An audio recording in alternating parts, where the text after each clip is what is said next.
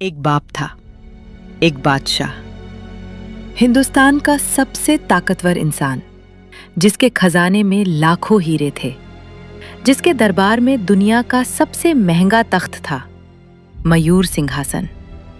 और जब उसकी मोहब्बत मर गई, उसने रो रो कर अपने बाल सफेद कर लिए, उसने खाना छोड़ दिया, उसमें संगीत बंद करवा दिया, उसमें रंगीन कपड़े त्याग दिए और अपनी रूह की तसल्ली के लिए उसमें सफेद संगमरमर से एक ऐसा घर बनाया जो आज भी खड़ा है।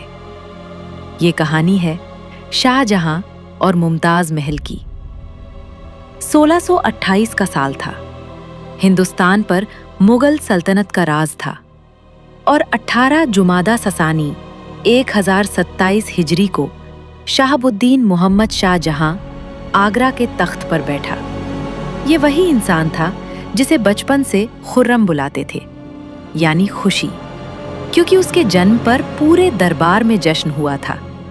उसके पास सब कुछ था जो एक बादशाह को चाहिए: ताकत, दौलत, फौज और एक ऐसा दरबार जिसकी चमक दुनिया भर में मशहूर थी। उसके शासन में उसमें वो तख्त बनवाया जिसे इतिहास मयूर सिंहासन कहता है। 7 साल में बना। 2 लाख रुपए के हीरे माणिक पन्ने जड़े हुए और ऊपर सोने के मोर। लेकिन इस बादशाह की असली दौलत उसकी तिजोरी में नहीं थी। वो थी एक औरत में, एक बीवी में, एक रूह में।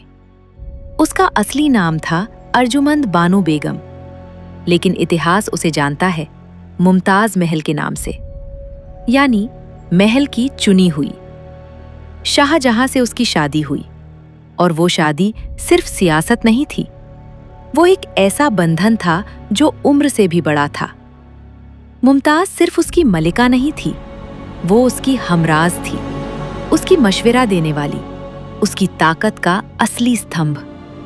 इतिहास गवाह है, जब शाहजहां सफर पर निकलता, मुमताज साथ होती। जब वो फौज लेकर दक्खन गया, मुमताज वहां थी। जब बुरहानपुर के किले में वो रुका, मुमताज वहां थी। उन दोनों के बीच जो रिश्ता था, वो था रूह का रिश्ता, और वो रूह का रिश्ता 14 बच्चों में समाया हुआ था। 14 बच्चे। और 14वें बच्चे की पैदाइश के वक्त कुदरत ने एक ऐसा वार किया जो शाहजहां तभी नहीं भूल सका। रुकिए, मैं जानता हूं आप सोच रहे हैं कि आगे क्या हुआ, लेकिन उससे पहले, क्या आपने कभी किसी ऐसे इंसान को देखा है जो इतना टूट जाए कि उसकी मोहब्बत पत्थर में जिंदा हो जाए? अगर ये कहानी आपके दिल को छू रही है तो अभी सब्सक्राइब करें और बेल आइकॉन दबाएं, क्योंकि अभी सबसे दर्दनाक हिस्सा बाकी है। साल था 1631।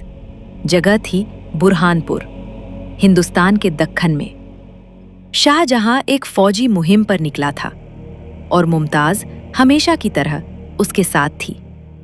17 ज़ी अल-कादा 1040 हिजरी वो रात थी जब मुमताज महल ने अपने 14वें बच्चे को जन्म दिया, और उस रात के बाद मुमताज कभी नहीं उठी। तारीखी किताबें लिखती हैं 17 ज़ी अल-कादा 1040 को नवाब आलिया बेगम अपनी उम्र के 40वें साल में अपने शौहर बादशाह के बेपनाह गम में इस दुनिया से रुखसत हो गईं। 40 साल की उम्र, 14 बच्चे और एक ऐसा पति जो उस रात के बाद कभी वही नहीं रहा। इतिहास कहता है शाहजहां ने उस रात के बाद खाना छोड़ा। वो दरबार में नहीं आया। उसमें रंगीन कपड़े त्याग दिए। संगीत, जो मुगल दरबार की शान था, बंद हो गया और उसके काले बाल महीनों में सफेद हो गए। वो बादशाह जिसके पास मयूर सिंहासन था, उसकी रूह उजड़ गई थी। लेकिन शाहजहां वो इंसान नहीं था जो चुप रहे। उसने एक फैसला किया।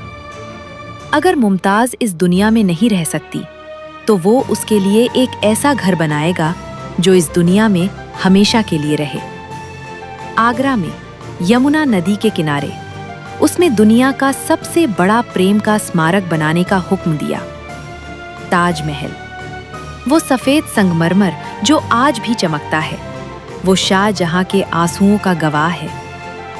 20,000 कारीगर, 22 साल, हर तरफ से लाया गया सफेद संगमरमर, फारस से लाए गए उस्ताद, बगदाद से बुलाए गए खत्तात, और उन सब के बीच एक टूटा हुआ बादशाह जो हर रोज यमुना के किनारे खड़ा होकर उस सफेद इमारत को उठते हुए देखता था, जैसे वो संगमरमर में अपनी मुमताज को वापस बना रहा हो। लेकिन किस्मत को शायद शाहजहां का चैन भी मंजूर नहीं था। उसके आखिरी साल उसने अपने ही बेटे के हाथों कैद में गुजारे। औरंगजेब, उसी मुमताज का बेटा, ने अपने बाप को आगरा के किले में बंद कर दिया। तारीखें बताती हैं शाहजहां ने अपनी जिंदगी के आखिरी 8 साल कैद में गुजारे, लेकिन उस कैद में भी उसमें एक चीज मांगी थी, एक ऐसी खिड़की जिससे वो ताजमहल देख सके। यमुना के उस पार वो सफेद इमारत जो उसकी मुमताज की आखिरी यादगार थी। कहते हैं आखिरी सांस तक उसकी आंखें उसी खिड़की पर टिकी रहीं। वो बादशाह जो कभी मयूर सिंहासन पर बैठता था, आखिर में एक कमरे में बंद था, और उसके पास था सिर्फ ताजमहल का वो दूर का नजारा, और शायद उस नजारे में उसे मुमताज दिखती थी। सोचिए एक बार, इंसान के पास क्या होता है आखिर में। शाहजहां के पास था सब कुछ, ताकत, दौलत, तख्त, सल्तनत, लेकिन जब मुमताज गई तो वो सब कुछ नहीं रहा। उसने मयूर सिंहासन बनाया, दुनिया उसे याद करती है। उसने जंगें जीती, इतिहास उन्हें दर्ज करता है, लेकिन दुनिया उसे याद करती है सिर्फ इसलिए क्योंकि उसने एक औरत से मोहब्बत की और उस मोहब्बत को सफेद पत्थर में जिंदा कर दिया। ताजमहल एक इमारत नहीं है, ताजमहल एक टूटे हुए बादशाह का आखिरी खत है अपनी मुमताज के नाम।